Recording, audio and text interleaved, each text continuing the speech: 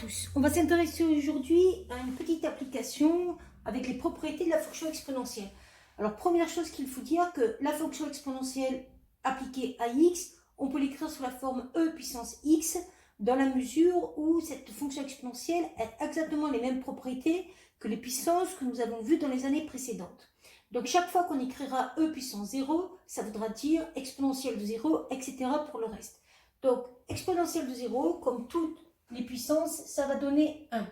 Plus 2 fois exponentielle de 1, ça va donner le nombre e. Le nombre e fait à peu près 2,71. Plus, lorsqu'on a un produit avec le même facteur e et e, on se contente d'ajouter les exposants. Donc 3 plus moins 1, 3 moins 1. Lorsqu'on a un quotient, on se contente de soustraire les exposants. Et là, on pourrait éventuellement le laisser comme ça, mais ça va être plus intéressant de ne pas avoir d'exposant négatif. Donc, on va utiliser les propriétés qui consistent à dire que lorsqu'on a un exposant négatif, ça revient à faire l'inverse avec l'exposant positif. Donc, je vous ai mis toutes les propriétés à droite.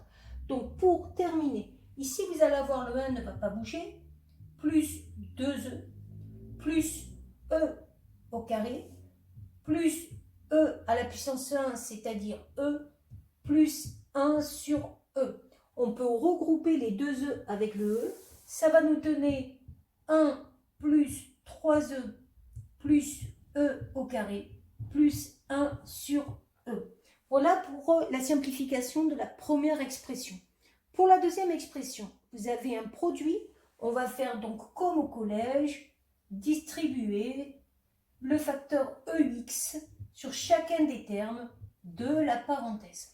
Vous arrivez donc à ex fois e de x. Ensuite, ex fois e moins x.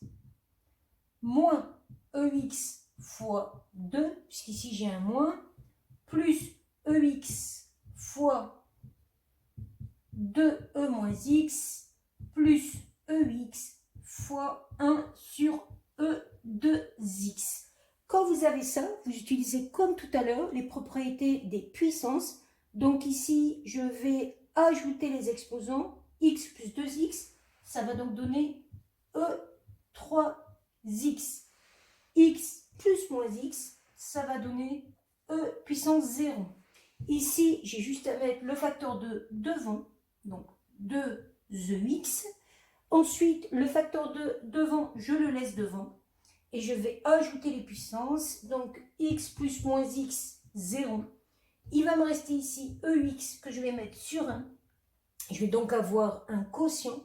Il me suffit de soustraire les exposants x moins 2x.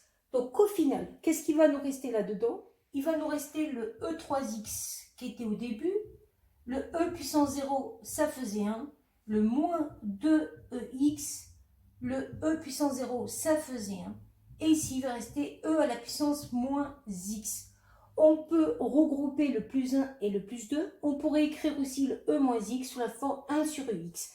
Donc, ça va nous donner e3x, plus 1, plus 2, plus 3, moins 2ex. Et si on veut, on peut mettre une puissance positive en passant l'exponentielle au dénominateur. Voilà.